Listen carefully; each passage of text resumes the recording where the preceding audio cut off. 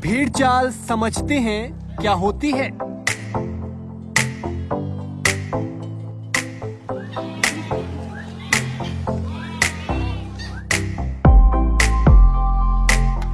वैसे तो भेड़ चाल का मतलब कुछ और होता है, लेकिन ये भी भेड़ चाल है। और ये भेड़ चाल बेहद मुश्किल है, क्योंकि जहां भेड़ बकरियों के कदम बढ़ते हैं उसी चाल में लोगों को भी चलना पड़ता है। समाज इन्हें गद्दी कहता है, क्योंकि ये गद्दी समुदाय के लोग हैं और भेड़ बकरियां चराना इनका खानदानी पेशा है। कितना कठिन जीवन है भेड़ा बकरियां दा, गद्दियां दा जीवन कितना मुश्किल है। बरखा लगी पावे झाड़ा च रहना, जंगल हो गया खत्म। अच्छा, जंगल खत्म, जंगल टोटल खत्म। वो क्या कारण है? बूटी है, अच्छा, बूटी हो गई, गरना खत्म है, मेंदड़ खत्म, दरख्त खत्म ही है न। अच्छा ये बस बूटी ही है, जंगल खत्म है। अच्छा, पूरी तरह खत्म है। खत्म है जंगल। और सरकार ते क्या चाहते तुसी?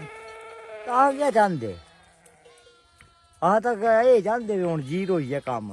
नहीं, जो नए पीढ़ी है, नए बच्चे नई है, पीढ़ी कम ही नहीं करना, नवी पीढ़ी है तो मतलब ये गद्दियां वाला प्रोफेशन खत्म है। खत्म है, खत्म है। ਤੁਹਾਨੂੰ कितने साल हो गए काम करते हैं? मुझे हुई है 40-42 साल। बेशक इस काम में बड़ा पैसा है, लेकिन मेहनत भी जी तोड़ है। भेड़ बकरियों के पीछे पूरा दिन घूमना है, जहां जा नहीं सकते वहां भी जाना है। ये रमेश चंद हैं। ऊना में इनसे हमारी मुलाकात हुई है। उम्र 58 साल है, यानी इस जहान के करीब 6 दशक देख लिए और 42 साल भेड़ चाल चलते हो गए।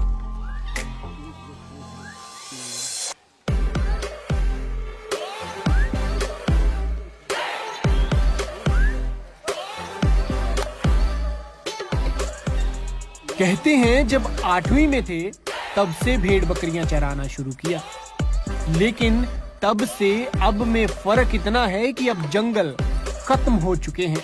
नई पीढ़ी काम करना नहीं चाहती। बारिश हो, बर्फ हो, इन्हें तो बस जंगल में ही रहना है। भारी बारिश में भी भेड़ बकरियों का पीछा करना है और फिर भारी ठंड में गीले कपड़ों के साथ ही सो जाना है। इसी हालत में महीनों घर से बाहर रहना है।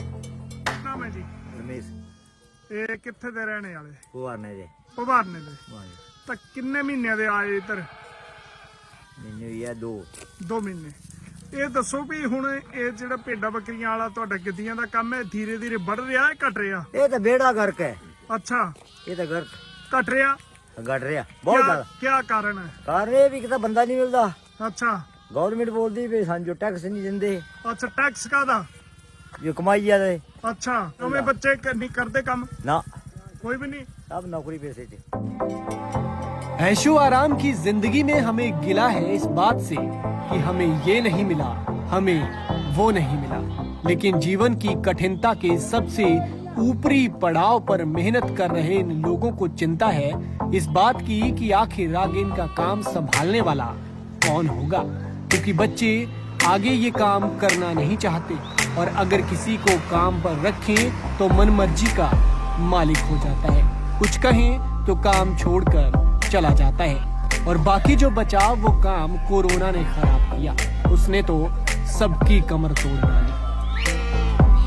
कितना बंदा नहीं मिलता, बंदा दिखिए ता जी जरा की बोलिए तो बंदा ही नहीं जाता हो।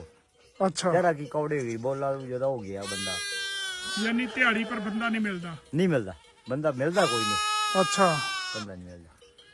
और इस करके हुन अगे ते अगे कोई नहीं ये काम करना चाह रहा? कोई नहीं करना चाहता। पहले कितने लोग करते थे? पहले तो बहुत ज्यादा। अच्छा, एक तो हुन बीमारी जेड़ी चली हो, अच्छा, इन्हें बीमारियां बेड़ा कर कीता ज्यादा। यानी 42 साल ते तुसी काम कर रहे हो? हाँ, इस साल है बीमारी ज्यादा। ऊना से लाहौल स्पीति तक पैदल पहुंचना है, कई महीने लग जाते हैं, तब जाकर साल की 7 से 8 लाख रुपए कमाई होती है। हालांकि कमाई गाढ़ी है, लेकिन जोखिम भी भारी है। बारिश हो, बर्फ हो, जो भी हो, जिंदगी निरंतर चलानी पड़ती है। खतरा भी बहुत है। रमेश कहते हैं कि आज तक भालू, रीछ, बाघ जैसे कई खूंखार जानवर इन्हें मिले हैं, लेकिन क्या करें, लड़ तो सकते नहीं। ऐसे में मलाल ये रहता है कि इतनी मेहनत से जिन पशुओं का पालन पोषण किया वो किसी जंगली जानवर का शिकार होकर उसकी भूख मिटाने का जरिया हो गए। रमेश जी, कभी जैसे आप जंगलों में जाते हैं तो कभी बाघ भी मिला आपको, या कोई दिखते हैं ऐसे कोई अजगर, बाघ या ऐसा जानवर में मेरा बाघ, भालू, रीछ, अच्छा ये मिले आप? ये मिले। तो कैसे किया सामना किया, ले गया और क्या करना, ले गया। उसका सामना तो कुछ नहीं किया आज दिन तक। आपको तो नहीं पड़ा वो ना, पड़ा नहीं। मतलब भेड़ बकरियां खाई उसने? भेड़ बकरी। जी जी। तो आपके बच्चे क्या करते हैं जी? बच्चे एक तो इधर है, अच्छा, एक ITBP में है, अच्छा ITBP में, एक हॉस्पिटल में है। अच्छा, भाई वो नहीं करना चाहते ये काम? ना जी, ना बिल्कुल नहीं, बिल्कुल नहीं। तो आपको लगता है कि अब ये अंतिम वो है? अंतिम 90% तक तकरीबन बेचने फेरा देने इस वक्त। अपर आजकल क्या मुश्किल है, सारे से बड़ी पे कीमत कोई नहीं, आजकल जीरो बराबर कीमत है। की इनकम हो जाती है अगर अच्छा काम चले था? इनकम तो अच्छा जे चल रहा है, अच्छा था कोई 7-8 लाख। अच्छा, सालाना। ये यानी तुसी प्लेन एरिया ते बाद किथे पहाड़ां तक किथे तक जाए? लाहौल स्पीति तक। बड़ा लंबा सफर है। बहुत लंबा। ते जिद्दां बारिश हुंदी, बर्फ पैंदी या बड़ी गर्मी या और दिक्कतां किद्दां रहिंदे फिर? दिखता रहना तो तंबू लाई लेना कने, झाड़ा ची होर ना जाना। हाँ जी। जिद्दां 4 5 दिन बरखा रहिंदी फिर? तो रह बरखा लगी था, हुण जे लगी जाइयां तो लगी जाइयां ना। फिर रहना किद्दां है? तो तंबू लाया कने, बेडा सौगी तो दौड़ना, कपड़े गिल्ले संजा कने, संजा भी से किसा इलाज लेने, और क्या इलाज है? कोई इलाज नहीं।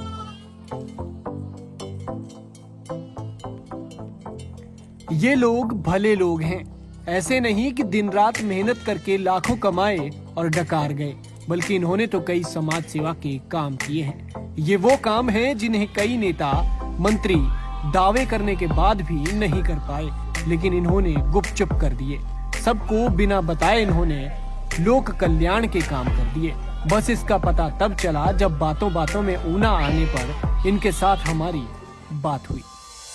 रमेश जी, सुना है कि आपने मतलब सामाजिक सरोकार के काम भी करे हैं, क्या क्या बनाया? सुना मंदिर सराय भी बनाए आपने? सराय। अच्छा, कहाँ बनाई जी? रुपो में चढ़िया। अच्छा, रुपो में चढ़े में। अपने खर्चे पर? कितना पैसा खर्च किया था उस वक्त? तो 3 लाख रुपया लगा। अच्छा जी। हाँ, विद जग। अच्छा, जग भी किया। अच्छा, जग किया था, तैयारी लगा 3 लाख लगी है। अच्छा, हाँ, पूरी तैयारी करके देती हो सराय जी।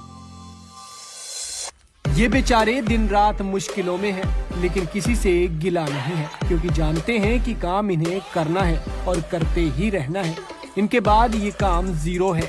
ऐसा नहीं है कि घर से ये लोग गरीब हैं, बल्कि भगवान ने इन्हें बहुत दिया है।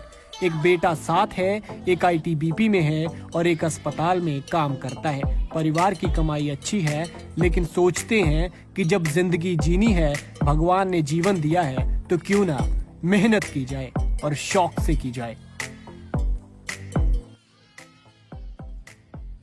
कांगड़ा जिला के भवारना के ये है श्री रमेश चंद्र।